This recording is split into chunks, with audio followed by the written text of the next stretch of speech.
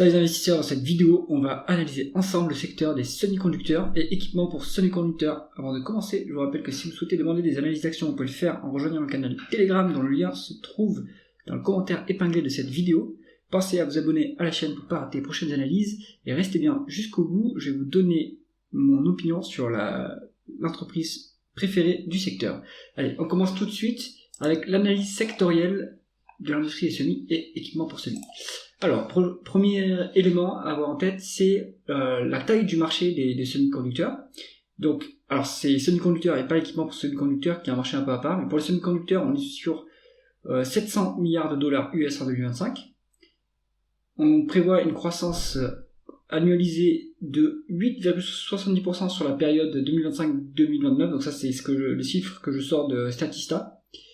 Ce qui ferait que globalement le marché atteindrait 1 trilliard de dollars US en termes de taille, et la Chine représenterait la plus grande partie des revenus du marché. Donc voilà, ça donne à peu près la taille du marché. La croissance dans cette industrie, elle est pour l'instant clairement propulsée par l'IA, donc c'est un moteur de croissance majeur pour les entreprises qu'on va regarder par la suite. Donc ça nécessite des investissements massifs. Il y a une forte demande pour les data centers, évidemment, puisqu'on peut, par exemple, sur les clouds de Amazon, de Google ou de Azure de Microsoft, on peut louer des machines spécialisées pour l'inférence IA. Donc c'est clairement un levier de croissance important, et donc ça aussi nous indique que le marché va dépendre de la dépense en investissement de ces acteurs pour venir faire croître le carnet de commande des acteurs de l'industrie. Donc c'est aussi une industrie, le secteur de l'IA, on va dire au sens large, en tout cas les tendances de l'IA, c'est quelque chose qu'il va falloir suivre avec attention quand on est investisseur dans le secteur des semi-conducteurs. Autre élément à prendre en compte dans cette industrie, c'est la chaîne d'approvisionnement. C'est un marché qui est global. Donc il faut garder en tête que les acteurs de l'industrie doivent avoir une maîtrise parfaite de la chaîne d'approvisionnement pour pouvoir gérer à temps l'approvisionnement en matières premières, en puces. Et donc ça implique une logistique assez spécifique. On est sur un marché qui est global, évidemment. Par exemple, on a TSMC qui est à Taïwan, qui est l'industrie la plus avancée, l'acteur le plus avancé de l'industrie pour ce qui est fonderie, en termes de finesse de gravure. Si je ne me trompe pas, on doit être sur du 2 nanomètres à l'heure actuelle. Mais on a aussi ASML qui est basé aux Pays-Bas, qui fournit des machines pour faire la gravure. Donc typiquement ASML fournit des machines à TSMC. Et après, on distribue globalement dans le monde entier, là où il y a des data centers, là où on a besoin de puces pour l'IA ou autre. Donc c'est clairement un marché global, et ça c'est quelque chose qu'il va falloir garder en tête dans un élément qu'on va voir ensuite. On est aussi sur une diversification stratégique à l'heure actuelle des différents acteurs. On essaye de diversifier les gammes de produits pour ne pas dépendre que d'un segment de marché comme l'IA par exemple. Nvidia par exemple historiquement était sur les cartes graphiques. Après Nvidia est passé sur les GPU, mais plutôt pour le minage de crypto-monnaies. Ensuite, cet usage a été dépassé par les ASIC, donc les puces spécialisées dans le minage. Et du coup, on est sur une diversification pour éviter de trop dépendre d'un cycle particulier. Donc ça, c'est quelque chose qui est à garder en tête. On a par exemple Broadcom qui développe des solutions d'IA personnalisées. Autre élément très important pour cette industrie, c'est l'impact politique, voire géopolitique et régulation. Donc, on va avoir Trump qui va arriver au gouvernement, mais Biden a déjà pris des mesures spécifiques pour restreindre en fait l'accès aux Chinois à des puces trop avancées technologiquement, parce qu'il y a un usage militaire effectivement à ces puces, donc il faut à tout prix essayer de protéger ceci. Donc c'est un marché qui va de plus en plus être régulé. Par exemple, ASML va être empêché de fournir ces machines aux Chinois. Par exemple, TSMC va par exemple aussi aura des mesures qui vont l'empêcher de vendre ses produits aux Chinois. Donc on veut à tout prix faire en sorte que la Chine n'ait pas accès aux dernières technologies pour qu'il y ait un avantage technologique encore en Occident, on va dire au sens large. Donc ça passe par des régulations, des mesures géopolitiques, des droits de douane éventuellement, etc. On a le cas spécifique de Taïwan et le reshoring, c'est-à-dire la réindustrialisation aux États-Unis. Donc on a TSMC qui est en train de créer des usines de fabrication de semi-conducteurs aux États-Unis.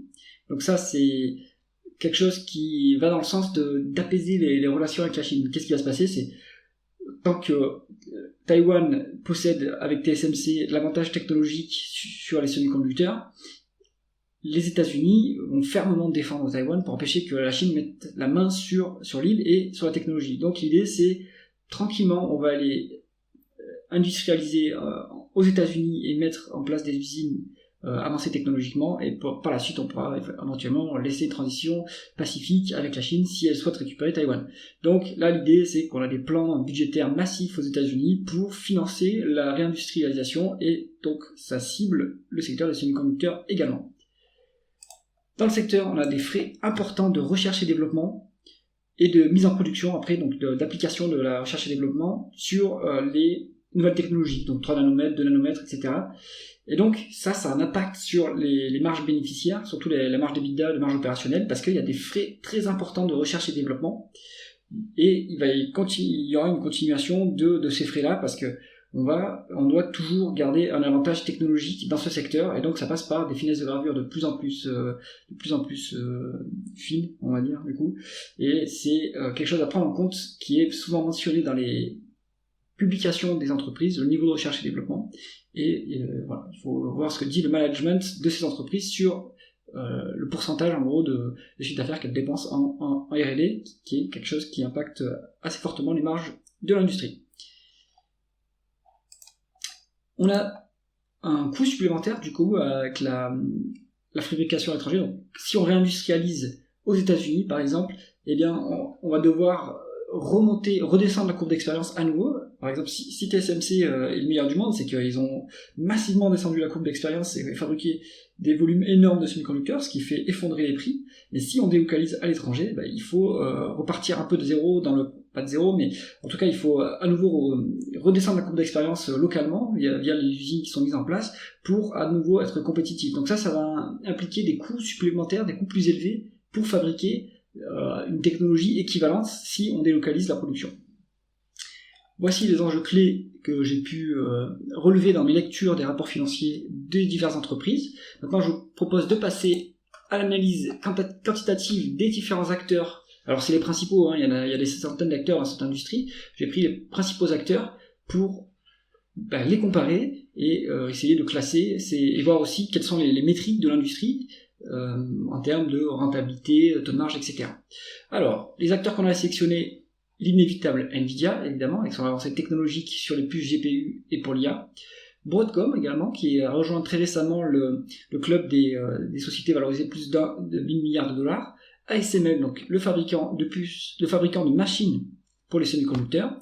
On a Qualcomm également, qui manufacture des microprocesseurs. AMD, même topo, et Intel. Donc Intel, la star déchue des CPU, qui a complètement été disruptée par les GPU de Nvidia et qui peine à rebondir depuis, alors qu'elle avait une avancée technologique majeure.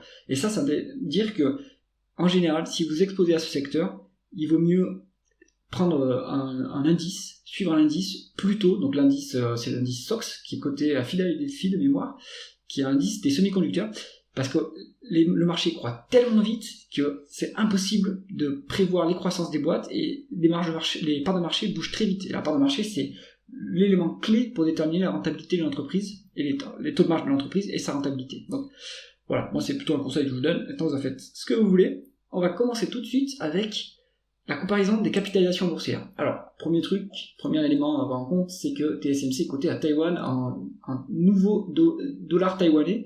Donc pour la comparaison, là on est sur une capitalisation de 2900 milliards de dollars taïwanais. Ça fait 2900, ça fait à peu près 88 milliards de dollars américains. Donc, ça placerait TSMC finalement en dessous d'Intel. Si je ne me trompe pas, 2900, ouais c'est ça. Donc ensuite, la plus grosse market cap c'est Nvidia évidemment, pas tant par son chiffre d'affaires, mais par la croissance en fait, qui est énorme sur Nvidia. On a ensuite Broadcom, qui a rejoint récemment le club des 1 milliard de dollars de capitalisation. Ensuite, on a ASML, qui est valorisé... alors, les acteurs états-uniens, ils sont forcément beaucoup plus valorisés à part de marché, à chiffre d'affaires équivalent, ou même à croissance équivalente par rapport aux acteurs européens. Ça, c'est un classique, parce que les marchés américains sont traditionnellement mieux valorisés que les autres marchés. Surtout les marchés asiatiques, comme TSMC, et plus que aussi les marchés européens.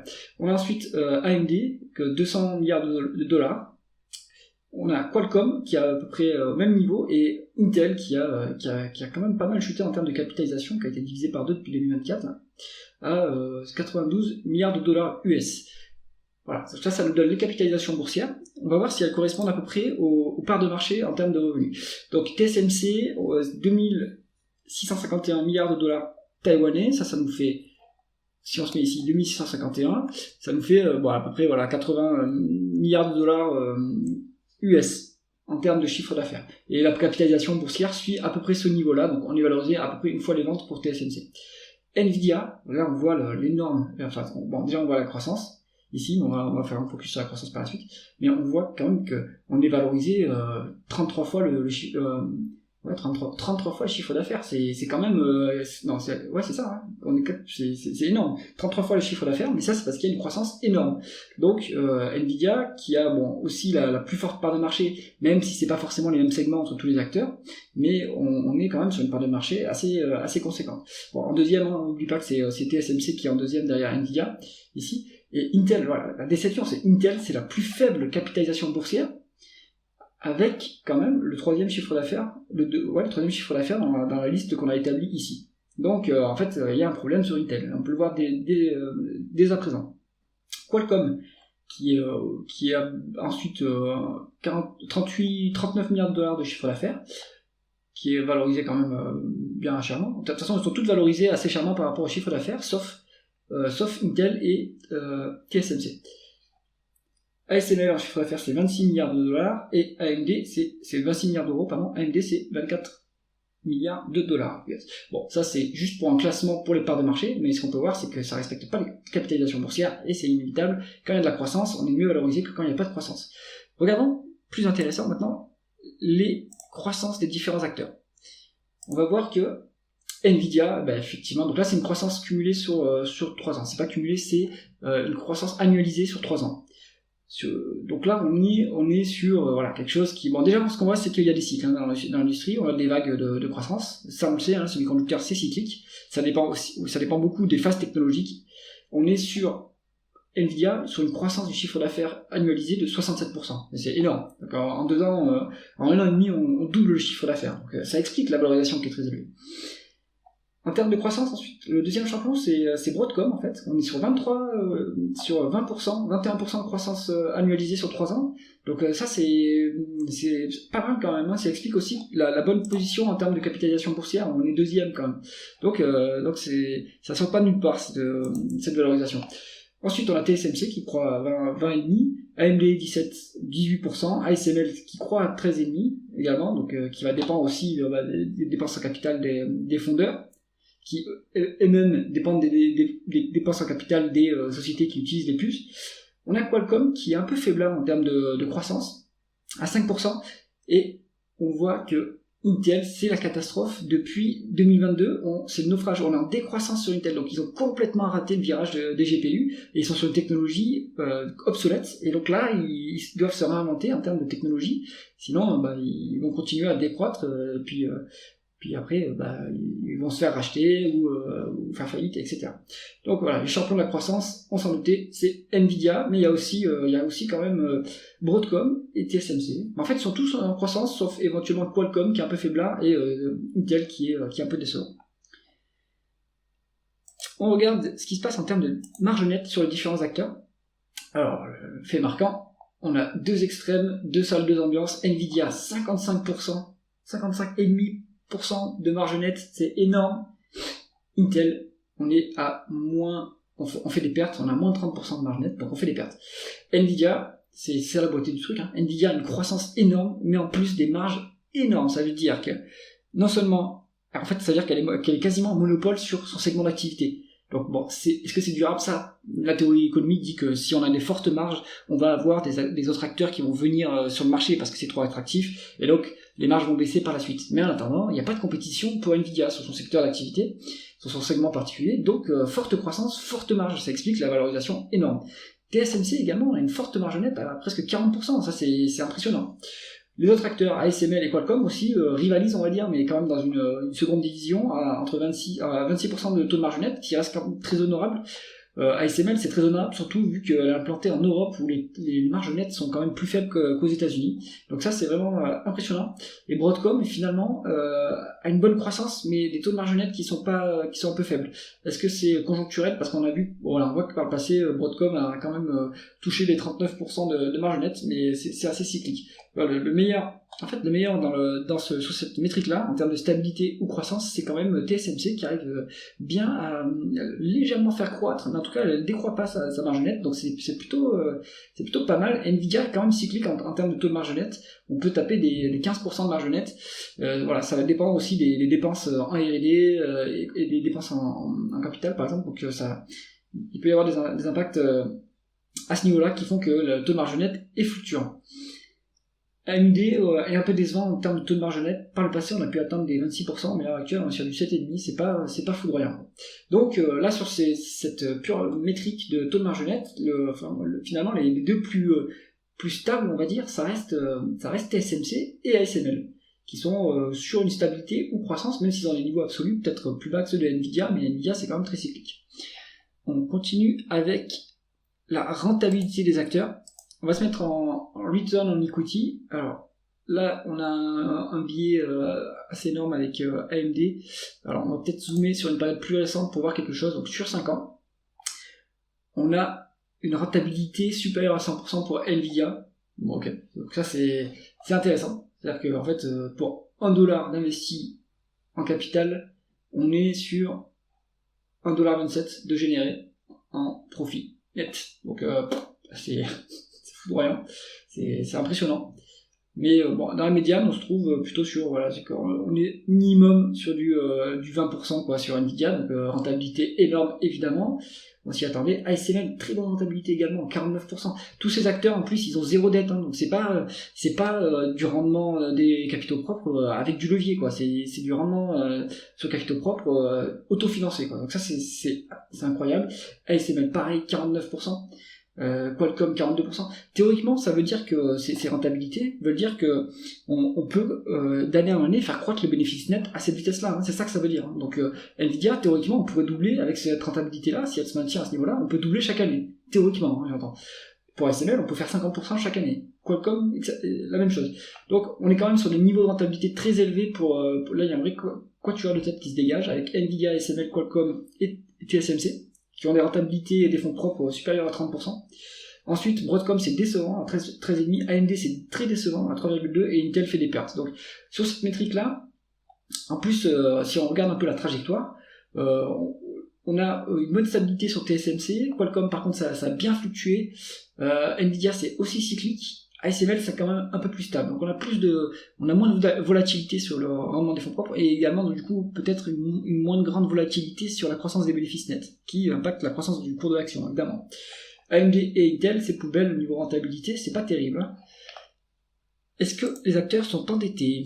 Alors on regarde en termes de dette nette sur EBITDA, voilà, donc premier fait marquant, on a TSMC, il n'y a pas de dette. On a Nvidia qui n'a pas de dette, on a AMD qui n'a pas de dette non plus, on a ASML qui n'a pas de dette, Qualcomm n'a pas de dette non plus, et par contre on a deux acteurs là, qui sont fortement endettés, assez endettés, Intel, donc c'est pas bien parce que Intel est en décroissance, donc là c'est-à-dire qu'il va falloir faire des sacrifices, et Broadcom qui est endetté à 2 fois la dette nette sur EBITDA, c'est pas monstrueux comme niveau, si on regarde la rentabilité, Broadcom quand même a une rentabilité un peu faiblarde, parce que si on regarde par rapport à sa croissance, c'est quand même 13,5%, on a une rentabilité, non c'est 23% la rentabilité de Broadcom, on a une rentabilité de 13%, c'est un peu juste pour financer la croissance, ça peut expliquer ce niveau d'endettement. Bon, là il y a clairement bon, pour Broadcom, on va dire que c'est moyen, mais pour Intel c'est pas bon du tout. Et pour les autres acteurs, en fait, on a une tellement forte rentabilité qu'en fait, on n'a pas besoin de s'endetter pour financer la croissance. Et ça veut dire aussi qu'on peut rendre du cash aux actionnaires. Donc ça, c'est intéressant. On continue. Quand on est actionnaire, est-ce qu'on est bien traité? Donc, on va regarder les niveaux de dividendes, on va regarder s'il y a des rachats d'actions, et on va regarder le rendement de l'actionnaire en global. Alors, on va le faire un après l'autre pour voir quelque chose. Rendement du dividende. Alors, Intel, il n'y a pas de dividende. Nvidia, il n'y a quasiment pas de dividende, 0,03, si c'est juste chez Coifin. ASML, donc ça c'est normal. Hein. Intel, c'est parce qu'on court à la catastrophe, il n'y a pas de free cash flow. Nvidia, c'est parce qu'on autofinance la croissance à fond. Mais je pense qu'il y a quand même de la place pour verser un dividende, mais le management ne doit pas vouloir en verser pour l'instant. On a ASML qui verse un dividende, on va dire plutôt symbolique, à 0,75. TSMC également verse un dividende à moins 1%.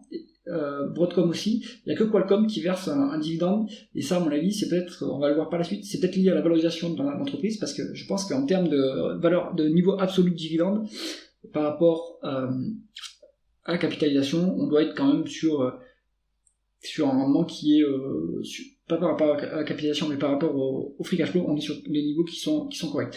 On va pas sous cette industrie pour les dividendes de toute façon, puisque c'est cyclique, et les free cash flows sont également cycliques. Et en plus, il y a parce qu'il y a des fortes dépenses en capital. Donc, le dividende, ça va pas être un principal attrait du secteur. On peut quand même regarder ce qui se passe en termes de rachat d'actions. Alors, TSMC, il y a pas vraiment de rachat d'actions. Sur Nvidia, il y a un peu de rachat d'actions, mais maintenant, on l'achète à un cours c'est tellement valorisé que est-ce que ça vaut le coup de racheter des actions? Moi, je suis pas sûr. Sur Intel, on est sur des rachats d'actions, mais il y a des dilutions. Donc là, la société a des problèmes, à mon avis, il y a la dilution, donc il n'y a pas vraiment de rachat d'actions. Sur Broadcom, il y a la dilution également. Donc sur tous ces acteurs, je connais pas les us et coutumes du secteur. Je ne sais pas s'il y a des paiements en actions, des stock-based compensation, c'est-à-dire le paiement des acteurs. Je sais qu'il y en a pour Nvidia, par exemple. Mais est-ce que c'est généralisé? Est-ce qu'on paye les salariés en actions avec des stock options ou des actions? Et ça peut impliquer de la dilution. Ce qui semble être le cas pour quand même quelques acteurs comme Broadcom, Intel, Nvidia. Donc ça baisse un peu le rendement de l'actionnaire, malheureusement. S'il y a des rachats d'actions pour compenser cette dilution, c'est plutôt bon, ça neutralise l'effet, mais c'est peut-être pas toujours le cas. On voit qu'AMD a effectué une augmentation de capital sur 2022. Donc ça, il faut voir pourquoi elle a été faite. Est-ce que ça a été pour financer la croissance? Ou est-ce que c'était parce qu'on était en situation précaire et qu'on devait faire lever de l'argent frais? Pour Qualcomm, on a un peu de rachat d'actions. Et pour ASML, on a du rachat d'actions également. Globalement, je pense que les rachats d'actions, à part pour réduire la dilution du paiement des salariés en actions, ça n'a pas trop de sens dans ce secteur qui a des multiples quand même très élevés. On va comparer rapidement les rendements de l'actionnaire si c'est bien calculé par Coifin. Voilà. Alors, ce qu'on voit, c'est que les pires rendements d'actionnaire, c'est Broadcom, et en fait, ça c'est à cause de la dilution. On a Intel, donc c'est 0,15 pour Broadcom, Intel 0,5, pareil, il y a la dilution, il n'y a pas de rendement de dividende quasiment. On a ASML qui est quasiment 1%. Encore. En fait, voilà, c'est quasiment le rendement du dividende, le rendement de l'actionnaire, peut-être un peu les rachats d'actions, mais il n'y a rien de significatif. Et par contre, on a Qualcomm qui a un bon rendement de l'actionnaire à 5%. Donc ça veut dire qu'il y a soit du désendettement, on peut regarder rapidement. Broadcom, on regardait Qualcomm, pardon. Qualcomm, on s'est désendetté rapidement sur la période. Est-ce qu'on a racheté des actions sur Qualcomm? Ouais, on a racheté des actions, on a racheté un peu d'actions. Donc ça augmente le rendement de l'actionnaire et c'est plutôt bon. Il faut voir à quel niveau de valorisation s'effectuent ces rachats d'actions. Donc ça, on va regarder. On a quasiment pas de dette sur le secteur. Moi, je pense qu'on peut valoriser en price to free cash flow. Et là, on va rigoler un petit peu sur le niveau de valorisation. Donc, c'est ce que je pensais pour Qualcomm.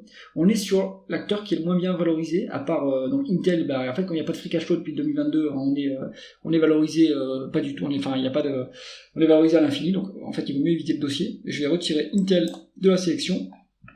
On a Qualcomm qui est l'acteur le moins valorisé du secteur. Est-ce que c'est à cause de la croissance qui est faible? C'est la croissance est à 5% sur 3 ans en annualisé, donc c'est pas très élevé. Donc ça doit être le facteur qui explique cette moindre valorisation, surtout que la rentabilité est quand même très bonne, 42%, donc pourquoi pas.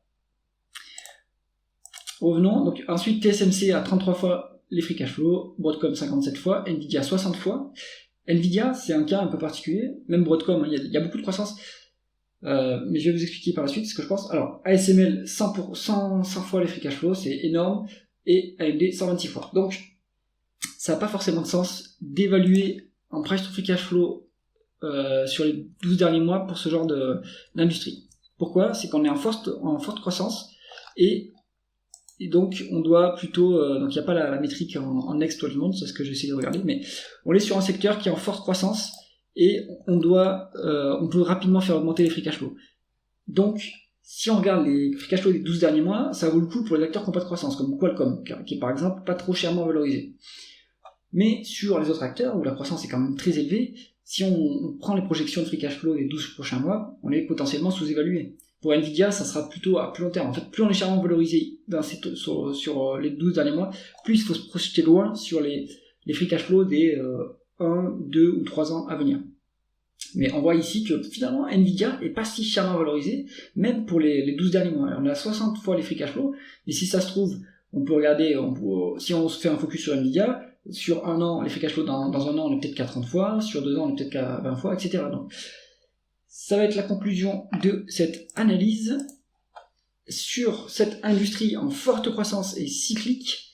Je pense qu'il faut pas sélectionner d'acteurs en particulier, parce que les parts de marché évoluent très vite à cause de la forte croissance, et on s'expose à des déconvenus. Par exemple, quelqu'un qui avait du Intel, il pouvait avoir la brillante d'avoir du Intel jusqu'à ce qu'on chute complètement et qu'on rate le virage des GPU. Si vous prenez du Nvidia maintenant, ou pendant peut-être quelques années, vous allez pouvoir doubler, tripler votre cours, et ensuite vous prendre en moins 80%. C'est assez compliqué de déterminer la croissance des acteurs. Moi, je préfère m'y exposer via un indice, ce qui est quand même plus sécure. Évidemment, on a des rendements moins impressionnants, puisque on prend le rendement global de l'industrie et pas d'un acteur en particulier qui va potentiellement être très rentable et très rapidement. Mais ça apporte moins de volatilité et plus de sécurité. Même avec un ETF, on peut quand même très bien faire du 25% par an sans problème. Si j'avais à choisir un acteur dans cette industrie, je devrais prendre... je prendrais quand même plus la sécurité, soit entre TSMC, soit TSMC, soit SML. Pourquoi ? On est sur quelque chose qui est moins cyclique. Si on regardait, on va se mettre ASML et TSMC pour comparer. En termes de stabilité, donc ici je peux pas enlever, on va mettre les marges et on va mettre la rentabilité pour voir. Bon, on va garder Nvidia, mais ça fluctue beaucoup moins pour TSMC, et pour ASML ça fluctue beaucoup moins en termes de marge nette. Donc on a plus de visibilité sur les bénéfices.